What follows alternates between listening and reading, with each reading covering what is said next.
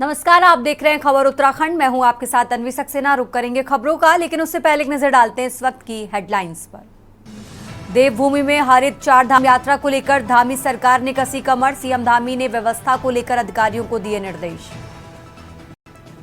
Cabinet विस्तार से पहले भाजपा ने जारी की जिलाध्यक्षों की सूची। बीजेपी ने 17 जिलों में नए जिलाध्यक्षों की घोषणा की। 2 जिलों पर अब सस्पेंस बरकरार।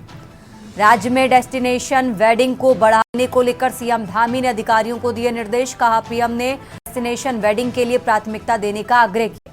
यूपी में उत्तराखंड पुलिस की बड़ी कार्रवाई। कई आईपीएस समेत 300 पुलिसकर्मियों ने मारा छापा। 25 लोगों को किया गिरफ्तार। हरिद्वार में अवैध पटाखा फैक्ट्री में भीषण विस्फोट। मकान के उड़े परखच्चे, अंदर मौजूद मालिक का उड़ाया गया हाथ।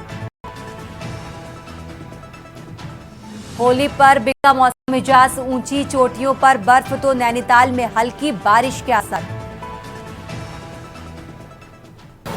आप देख रहे हैं की न्यूज, खबरों का साथी। और अब रुक करते हैं खबरों का। बात करें हैं देहरादून की। देहरादून से खबर आपको बता रहे हैं, जहां अब हवाई सेवा जुड़ेंगे ग्रामीण इलाके। देहरादून से खबर आपको बता रहे हैं, जहां सीएम पुष्कर सिंह धामी उद्घाटन के। सीएम धामी के प्रयासों से पहाड़ी क्षेत्रों में हवाई कनेक्टिविटी संभव है। देहरादून से खबर आपको बता रहे हैं, जहां आज वर्चुअल माध्यम से हेली सेवा का उद्घाटन करेंगे। हवाई कनेक्टिविटी बढ़ने से ग्रामीण और पहाड़ी इलाकों को इसका लाभ मिलेगा।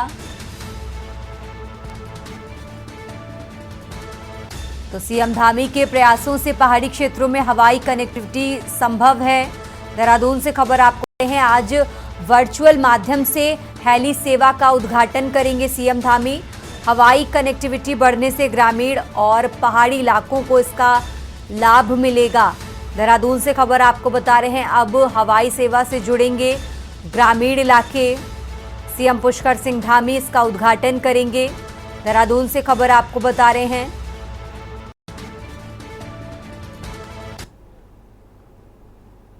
खबरों में आगे बढ़ते हैं, बात कर रहे हैं देहरादून की। देहरादून से खबर आपको बता रहे हैं, जहां कुछ देर में वाडिया इंस्टीट्यूट पहुंचेंगे सीएम धामी। देहरादून से खबर आपको बता रहे हैं, जलवायु परिवर्तन और नवीनीकरणीय ऊर्जा पर एक कार्यक्रम है। सीएम कैंप कार्यालय जाएंगे पुष्कर सिंह धामी। कुछ ही देर में हेली सेवा का वर्चुअल शुभारंभ करेंगे सीएम धामी। देहरादून से खबर आपको बता रहे हैं, कुछ देर में वाडिया इंस्टीट्यूट पहुंचेंगे सीएम पुष्कर सिंह धामी। जलवायु परिवर्तन और नवीकरणीय ऊर्जा पर कार्यक्रम है और इस कार्यक्रम में शामिल होंगे CM Pushkar Singh Dhami. CM camp कार्यालय जाएंगे पुष्कर सिंह धामी। कुछ ही देर में हेली सेवा का वर्चुअल शुभारंभ करेंगे। देहरादून से खबर आपको बता रहे हैं, कुछ देर में वाडिया इंस्टीट्यूट पहुंचे सीएम पुष्कर सिंह धामी। परिवर्तन और नवीकरणीय ऊर्जा पर कार्यक्रम। सीएम कैंप कार्यालय जाए पुष्कर सिंह धामी। देहरादून से खबर आपको बता रहे हैं, कुछ ही देर में हेली सेवा का वर्चुअल शुभारंभ करते नजरेंगे सीएम पुष्कर सिंह धामी। तो देहरादून खबर आपको बता रहे हैं, देर में वाडिया इंस्टीट्यूट पहुंचने वाले हैं सीएम पुष्कर धामी।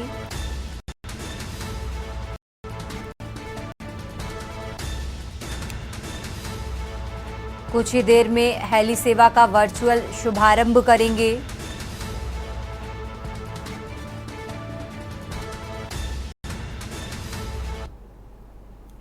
खबरों में आगे बढ़ते हैं, लगातार बात कर रहे हैं देहरादून की। देहरादून से एक और अहम जानकारी आपको बता रहे हैं, जहां चारधाम यात्रा को लेकर सीएम धामी की श्रद्धालुओं से अपील। यात्रा के दौरान शराब न पीने और मर्यादा रखने की सीएम धामी ने अपील की है और कहा है कि कोई मामला सामने आता है तो संज्ञान लिया जाएगा। तो देहरादून से खबर आपको बता रहे हैं, इसी के साथ सीएम धामी ने कहा कि सभी को नियमों का पालन करके ही यात्रा करनी चाहिए। तो देहरादून से खबर आपको बता रहे हैं, चारधाम यात्रा को लेकर सीएम धामी ने श्रद्धालुओं से अपील की है। यात्रा के दौरान शराब न पीने और मर्यादा बनाए रखने की सीएम ने श्रद्धालुओं से अपील की और कहा कि कोई मामला सामने आता है तो संज्ञान लिया जाएगा और सभी को नियमों का पालन करके ही यात्रा करनी चाहिए। तो देहरादून से खबर आपको बता रहे हैं, जहां चारधाम यात्रा को लेकर सीएम पुष्कर सिंह धामी ने श्रद्धालुओं से अपील की है और कहा है कि यात्रा के दौरान शराब ना पिए और मर्यादा बनाए रखें। कोई मामला सामने आता है तो संज्ञान लिया जाएगा।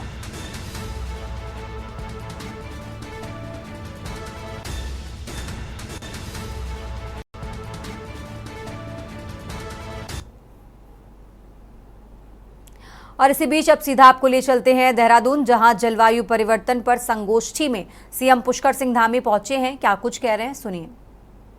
हिम ग्लेशियर है,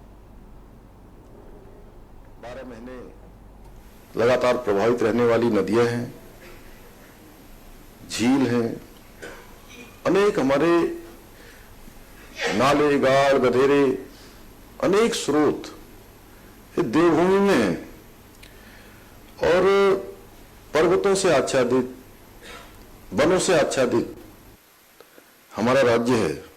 आज जब हम उत्तराखंड की बात करते हैं तो हमारे सामने नदियों का संगीत, पर्वतों की गंभीरता और जो वनों की हरियाली है वो तैरने लगती है। ऐसा अनुभव होने लगता है जब भी देखो। और हम देश दुनिया में कहीं भी जाते हैं तो हमारे बारे में एक अलग प्रकार की सोच पूरी दुनिया की होती है।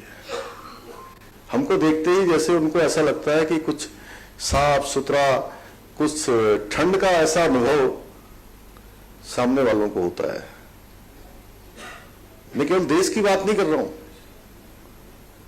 मैं पूरी दुनिया की बात कर रहा हूं, क्योंकि दुनिया के कई देशों में मुझे भी जाने का अवसर मिला, मैं लोगों से मिला हूं। तो लोगों की एक विशिष्ट प्रकार की सोच है हमारे लिए। ये वातावरण हमारी पहचान भी है और हमारी संस्कृति की नींव भी है। लेकिन दुर्भाग्य से जलवायु परिवर्तन ने आज हमारी इस विशिष्ट पहचान के सामने भी एक गंभीर संकट पैदा कर दिया है। पिछले कुछ वर्षों से हमारे यहाँ मौसम के पैटर्न में जो बड़ा बदलाव आया है वो इस बात का संकेत है कि हमारा पर्यावरण पहले से कहीं अधिक संकट में है। परंतु मेरा मानना है कि ये समय निराश होकर बैठने का नहीं है, बल्कि एकजुट होकर पर्यावरण के संरक्षण के लिए काम करने का समय है, एक दिशा देने का समय है। आज मैं इस मंच से ये विश्वास दिलाना चाहूंगा कि आदरणीय प्रधानमंत्री नरेंद्र मोदी जी के मार्गदर्शन में हमारी राज्य सरकार पर्यावरण के संरक्षण एवं जलवायु संरक्षण की दिशा में हर संभव काम कर रही है और निकट भविष्य में भी और तेजी से हम काम करेंगे और तेजी से हम उसको धरातल पर उतारेंगे। आज जहां हम एक और हरियाली मिशन के अंतर्गत लाखों की संख्या में पौधे रोपित कर रहे हैं, वहीं जल शक्ति अभियान के माध्यम से 1000 गांवों में तालाब और जो पारंपरिक जल स्रोत हैं उनको पुनर्जीवित करने का प्रयास कर रहे हैं।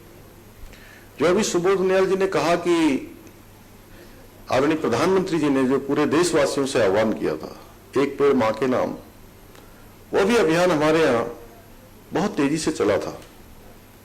और मैं धन्यवाद देना चाहूंगा उन सभी लोगों को जिन्होंने इस अभियान को आगे बढ़ाने का काम किया। और मैं अनेक स्थानों पर उस अभियान के दौरान गया तो मुझे हमारे सभी सरकारी विभाग, संस्थाएं इसमें बढ़ चढ़कर आगे बढ़ती हुई दिखाई दी, काम करती हुई दिखाई दी।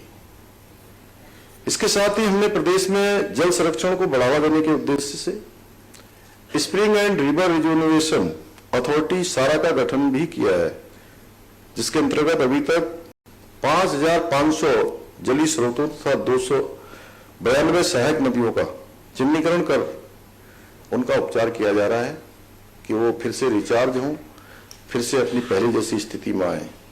वहीं दूसरी ओर बाडिया इंस्टीट्यूट के सहयोग से हमने ग्लेशियर अध्ययन केंद्र भी स्थापित किया, जिससे हम प्रकृति द्वारा दिए जाने वाले संकेतों को समझ सकें और उसके क्षरण को रोकने हेतु प्रभावी नीतियां बनाकर कार्य कर सकें। अभी माणा में जो हिमस्खलन हुआ, एवलांच आया, मैं वहां गया था और मैं जब वहां से लौट रहा था तो मैंने देखा कि अलकनंदा जी का प्रभाव ही रुक गया है, कहीं दिख ही नहीं रही थी मुझे। हेलीकॉप्टर से मैं नीचे बिल्कुल अलकनंदा जी के साथ साथ नीचे आ रहा था, तो मेरे मन में बड़ा एकदम से एक प्रश्न आया कि कहीं ऐसा ना हो कि अगर ये 2-3 दिन इसी तरह से हिम के कारण से अगर अलकनंदा जी रुकी रहेंगी तो कोई आगे चलकर ये भी कोई हमारे लिए कोई आपदा का कारण न बने। तो उस समय भी हमको किसी की याद आई, तो हमारी भाटिया संस्थान की आई, और मैंने कहा कि भाटिया संस्थान वालों को बताइए कि जो है जरूर इस पर जो है वो भी, हालांकि दूसरे दिन वो प्रभाव फिर शुरू हो गया था। तो इस प्रकार से अनेक चुनौतियां हमारे सामने हर वर्ष किसी न किसी रूप में आती हैं। राज्य के अंदर अनेक प्रकार की आपदाओं का भी हमें सामना करना पड़ता है। इतना ही नहीं, पर्यावरण संरक्षण के प्रति अपनी प्रतिबद्धता व्यक्त करते हुए हमने देश में पहली बार जो हमारे यहाँ पर 38वें राष्ट्रीय खेलों का आयोजन हुआ, उन राष्ट्रीय खेलों के आयोजन को भी हमने ग्रीन गेम्स की थीम पर किया, जिसमें इस आयोजन के दौरान प्लास्टिक की वस्तुओं का प्रयोग कम से कम करने के साथ ही बिजली के लिए सौर ऊर्जा का उपयोग किया गया। इसके अलावा पूरे आयोजन के दौरान जो मेडल प्राप्त करने वाले सभी खिलाड़ियों के नाम पर एक एक रुद्राक्ष के पौधे लगाकर 2.77 हेक्टेयर वन क्षेत्र को खेल वन के रूप में भी स्थापित किया गया है, जिसमें मैंने और वन मंत्री जी ने स्वयं जाकर एक एक पौधा हमने भी वहां पर रोपित किया। और अब चारधाम यात्रा जो हमारी प्रारंभ हो रही है इस वर्ष, उसको भी हमने ग्रीन पर्यटन को बढ़ावा देने के उद्देश्य से एक मिशन के तहत आगे बढ़ाने का निर्णय लिया है, जिसमें प्लास्टिक पूरी तरह से मुक्त करें। और कई बार मुझे लोग कहते हैं, कल मीडिया के बंधु मुझसे पूछ रहे थे कि भाई आप क्या इसमें कुछ सख्ती करेंगे क्या, जो लोग यात्रा में आते हैं यात्रा के अनुरूप काम नहीं करते हैं। तो मैंने कहा कि मैं इतना ही अनुरोध करूंगा कि जो लोग यात्रा में आते हैं, वो जो यात्रा के नियम हमारे पूर्वजों ने बनाए थे कि हमारी धार्मिक यात्रा कैसे सफल होगी, कैसे हम पुण्य के भागी बनेंगे, उन यात्राओं का एक अपना महत्व होता था, नियम होते थे। मैं उनसे जरूर अनुरोध करूंगा, हमारी सरकार भी अनुरोध करेगी, हमारे आप सब लोग भी अनुरोध करेंगे कि यात्रा के नियमों का पालन जरूर करें। कि जिस प्रकार से स्वयं को साफ करते हैं, शोधित करते हैं, उसी प्रकार से जिस स्थान पर हम जा रहे हैं वो स्थान भी हमारा पूरी तरह से साफ सुथरा रहे, और जो प्रकृति है, प्रकृति से कोई छेड़छाड़ न की जाए। इस प्रकार का अनुरोध जरूर हम इस बार आने वाले अपने पर्यटकों से, तीर्थयात्रियों से, श्रद्धालुओं से करेंगे। भाइयों बहनों, प्रदेश में पर्यावरणीय संतुलन और जैव विविधता बनाए रखने के लिए हम राज्य में जो विकास का हमारा मॉडल है, वो विकास का मॉडल इकोनॉमी और इकोलॉजी दोनों में संतुलन बना रहे, क्योंकि हमको विकास की भी आवश्यकता है लेकिन पर्यावरण बचाने की भी हमारी जिम्मेदारी है। दोनों में संतुलन साधते हुए हम आगे बढ़े, और हम यही समन्वय बनाकर कार्य कर रहे हैं। आज उत्तराखंड देश का ऐसा पहला राज्य है जहां हमने जीडीपी की तर्ज पर जीपी यानी ग्रॉस इन्वायरमेंट प्रोडक्ट्स इंडेक्स तैयार करके जल, वन, भूमि और पर्वतों के पर्यावरण योगदानों का आकलन करने का भी एक प्रयास किया है। इसकी हमने शुरुआत की है। वहीं दूसरी ओर हम जीवाश्म आधारित ईंधन के स्थान पर ग्रीन ऊर्जा को बृहद स्तर पर प्रोत्साहित कर रहे हैं। प्रदेश में हम सौर ऊर्जा की ज्यादा से ज्यादा परियोजनाओं को स्थापित करने के उद्देश्य से नई सौर ऊर्जा नीति लागू करने के साथ ही वर्ष 2027 तक 1400 मेगावाट सोलर क्षमता पाने की दिशा में भी हम कार्य कर रहे हैं।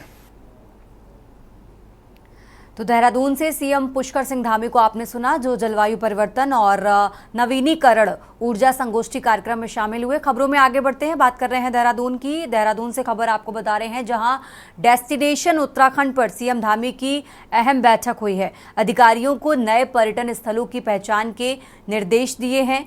सड़क कनेक्टिविटी व हेलीपैड निर्माण पर जोर दिया गया। डेस्टिनेशन वेडिंग से प्रदेश की अर्थव्यवस्था मजबूत होगी, सीएम धामी ने कहा। और साथ ही पर्यटन विभाग को जल्द गाइडलाइन तैयार करने के निर्देश इस बैठक में दिए गए हैं। तो देहरादून से खबर आपको बता रहे हैं, देहरादून से अहम जानकारी आपको बता रहे हैं। अधिकारियों को नए पर्यटन स्थलों की पहचान के निर्देश दिए। सड़क कनेक्टिविटी व हेलीपैड निर्माण पर जोर दिया है। देहरादून से खबर आपको बता रहे हैं, सीएम की डेस्टिनेशन वेडिंग से प्रदेश की अर्थव्यवस्था मजबूत होगी। विभाग को जल्द गाइडलाइन तैयार करने के निर्देश दिए हैं। खबरों में आगे बढ़ते हैं, बात कर रहे हैं हरिद्वार की। हरिद्वार से खबर आपको बता रहे हैं, जहां त्योहारों और चारधाम यात्रा को लेकर एसएसपी सख्त हैं। जिला पुलिस मुख्यालय में अपराध गोष्ठी का आयोजन किया गया। एसएसपी प्रमेंद्र सिंह डोभाल की अध्यक्षता में गोष्ठी हुई। हरिद्वार से खबर आपको बता रहे हैं, एसएसपी ने थाना प्रभारियों को लॉ एंड ऑर्डर को लेकर चेतावनी दी है। लॉ एंड ऑर्डर में लापरवाही पर कड़ी कार्रवाई होगी, एसएसपी की तरफ से कहा गया। और इस गोष्ठी में चारधाम यात्रा की तैयारियों पर भी जोर दिया गया है। तो हरिद्वार से खबर आपको बता रहे हैं, साइबर सेल की मॉनिटरिंग पर भी जोर दिया गया। पुलिस को ऑपरेशन मुक्ति अभियान तेज करने को लेकर निर्देश दिए गए हैं। हरिद्वार से खबर आपको बता रहे हैं, अग्निशमन विभाग को रिस्पांस टाइम सुधारने के निर्देश दिए। कुछ थाना प्रभारियों को सराहना मिली, कुछ को फटकार भी इस गोष्ठी के जरिए मिली है। पर्व के दिन ही जुमे की जो नमाज है वो भी उस दिन पढ़ी जाएगी और मेरे द्वारा सभी थाना प्रभारियों को और सभी ऑफिसर्स को इस संबंध में निर्देशित भी किया गया है। हरिद्वार क्योंकि मिश्रित आबादी भी यहाँ पर काफ़ी बड़ी संख्या में रहती है और ऐसे क्षेत्र में जहाँ पर दोनों ही इवेंट्स हैं वो होने हैं, तो जो भी हमारे सेंसिटिव इलाके हैं वहाँ पर पर्याप्त पुलिस बल दिया गया है। वहाँ के जो सम्मानित लोग हैं उनके साथ ऑलरेडी हम लोगों के स्तर से मीटिंग की जा रही है, मीटिंग की गई है। मुझे पूरा यकीन है हम लोगों ने लोगों के सहयोग से इस दोनों ही इवेंट्स को बहुत अच्छे तरीके से हम लोग करते हैं। खबरों में आगे बढ़ते हैं, बात कर रहे हैं हरिद्वार की। हरिद्वार से खबर आपको बता रहे हैं, जहां हरिद्वार में हाथी का आतंक, रिहायशी इलाकों में घुसते हैं जंगली हाथी और हाथी के पीछे भागते बच्चों ने बढ़ाई खतरे की स्थिति। हादसे का शिकार होते होते ये बच्चे बचे हैं। हाथी ने कॉलोनी में खड़ी बाइक को गिराया। स्थानीय प्रशासन और वन विभाग की अपील, हाथियों से दूरी बनाए रखने की जरूरत है। तो हरिद्वार से खबर आपको बता रहे हैं, हादसे का शिकार होते होते ये बच्चे बचे हैं। तस्वीरें आपको टीवी स्क्रीन पर दिखा रहे हैं। हाथी ने कॉलोनी में खड़ी बाइक को गिराया।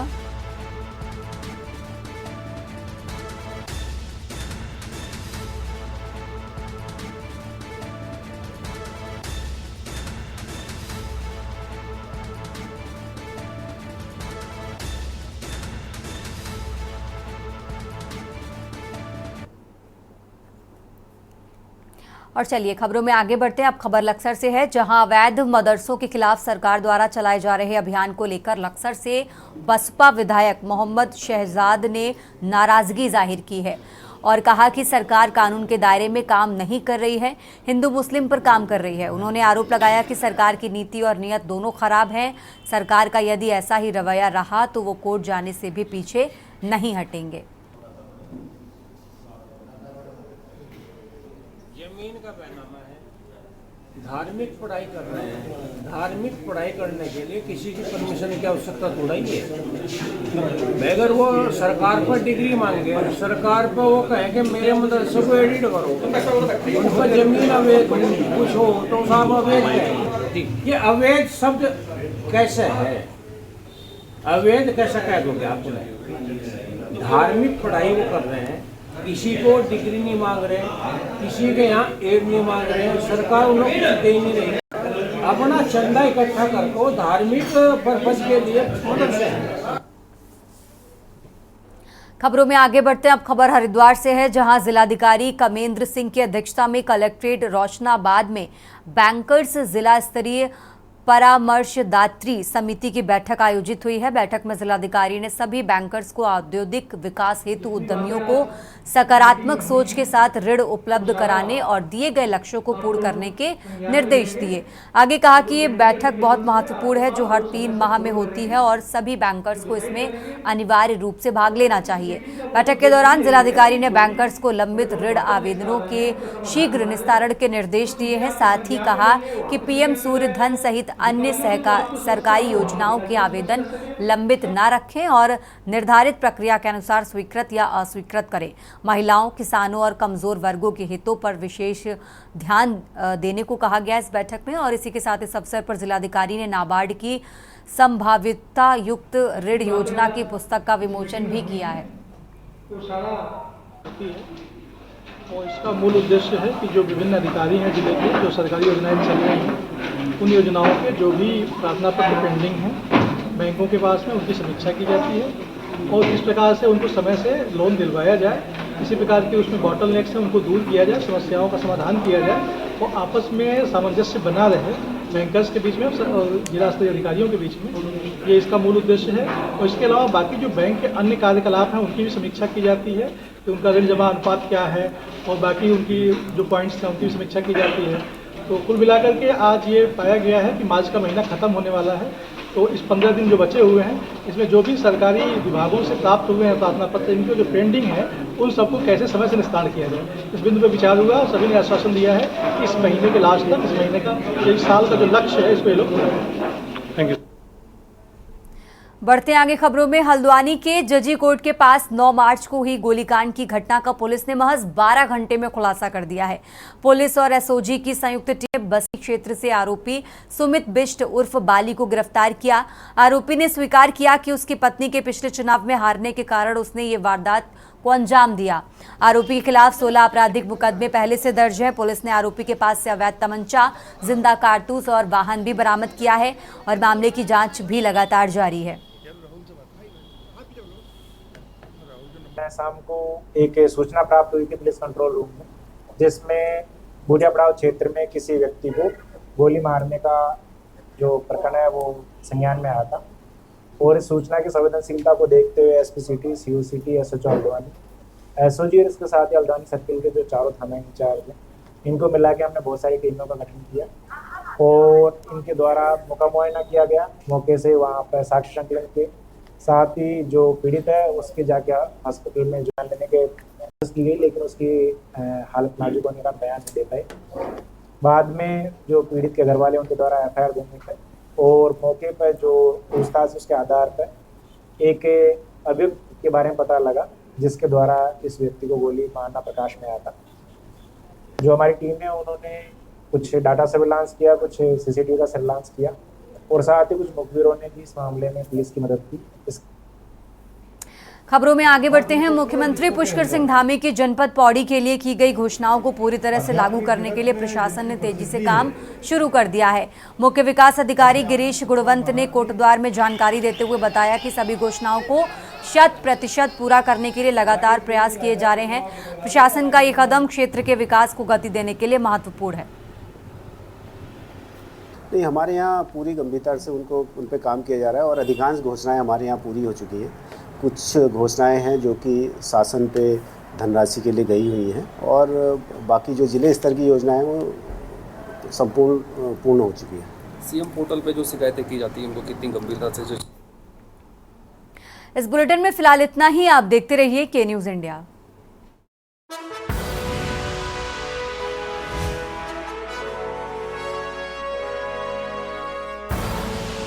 आप देख रहे हैं के न्यूज़, खबरों का सारथी।